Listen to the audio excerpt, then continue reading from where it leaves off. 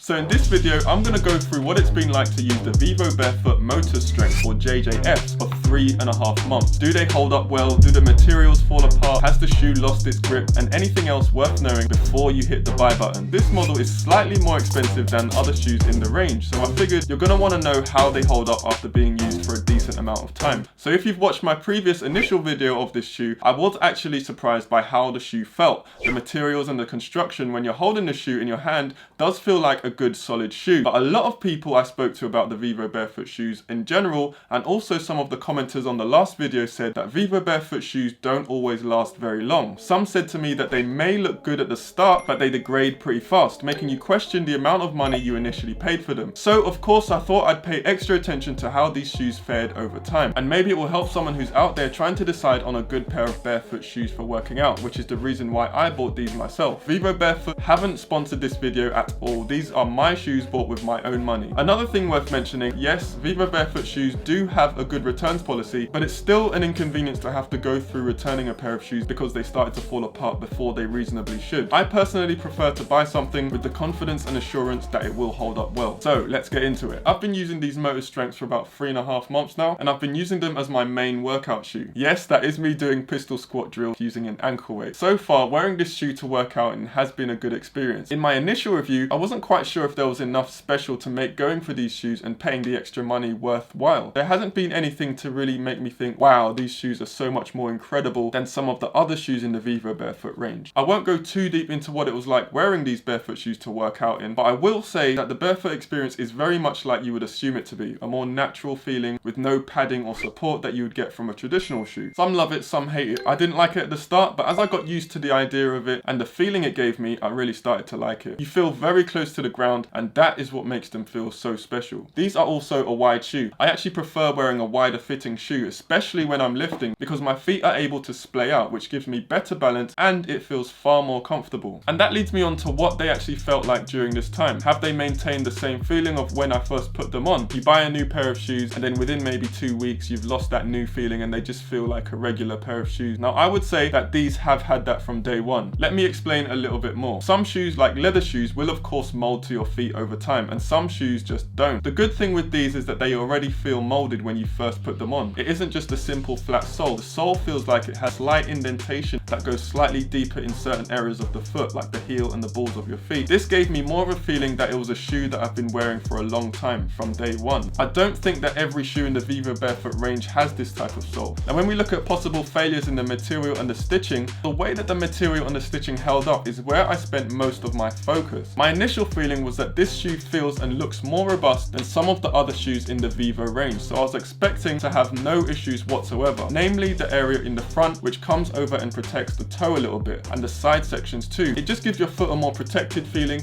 and it feels really strong when you touch it. These did a great job at making you feel like your foot is more protected than in other barefoot shoes, but I was still keeping a close eye on the stitching or any breaks or areas where any glue or material may be showing signs of weakness or failure. After running in them especially, something which can give shoes like this a really tough time. I regularly hold the shoes in my hands and I just bend them a little just to see if there's any weaknesses forming in any areas of the stitching, which can become weaker over time. Now I have to report there has been 1 or 2 areas in the shoe where I think that there's weaknesses forming and the glue isn't holding as it should. Now there's this section on the heel where I'm talking about. It's showing some of the glue holding the sock-like innard is actually coming apart, and there's also a section here where the upper sort of meets the sole. It's quite hard to show you there, this part here. There's a small weakness in the glue here, which is starting to show a little gap. I am keeping a close eye on it. I actually only noticed it maybe 2 days ago. Also, on the inside of the shoe, there's a section here that kind of feels like a soft suede. This material is degrading a little bit and it's starting to feel a little bit more fragile. I get the feeling it might become a little bit thinner the more my foot rubs against this section. I understand that this is probably due to my heel rubbing as I walk or run in the shoes. I would more expect this to happen if I didn't wear socks with these shoes, but I do. So I'm a little concerned about whether the material in this area will degrade more over time or if it's about the sort of socks you wear when you're wearing barefoot shoes. I'm not sure. This is just another thing that I will be keeping a close eye on. Now looking at the question of whether the sole and the grip on this shoe has degraded, I will say that probably 70% of my training over the last 3 months has been in an indoor gym. I haven't done much outdoor running on tough terrain in these. They're not actually advertised as a trail running shoe, so that's fine with me. The treads on these are quite shallow. The sole does look in okay condition. I wouldn't say that it's worn down considerably at all. I would guess that within maybe a year of use, if I continue running in these, the sole is really going to wear down. But so far, they've been great. If you're someone who doesn't do outdoor trail running, I think you'll be fine with these. There are other shoes in the Vivo Barefoot range that are much more suited to trail running, that have much better and much thicker soles than these do. So I would say to consider going for one of those. But as I said, I haven't really been on rough terrain with these, and they still maintain a decent grip. Overall, I will say that there are a couple of things to keep an eye on with these shoes. As I mentioned, Vivo Barefoot shoes does have a really good returns policy if your shoes did develop some fault or if you needed to return them. My opinion is that you shouldn't really have to rely or expect to use a returns policy. If you are struggling to find a decent barefoot workout shoe and you want some recommendations, I will put 3 top picks in the description for you to have a look at. Hopefully this video has helped you make your mind up as to whether these Motor Strength or JJF shoes from Vivo Barefoot are a good buy for you. Do remember to drop a like and subscribe if I've helped you in any way. So with that being said, thank you for watching, and I'll see you in the next one.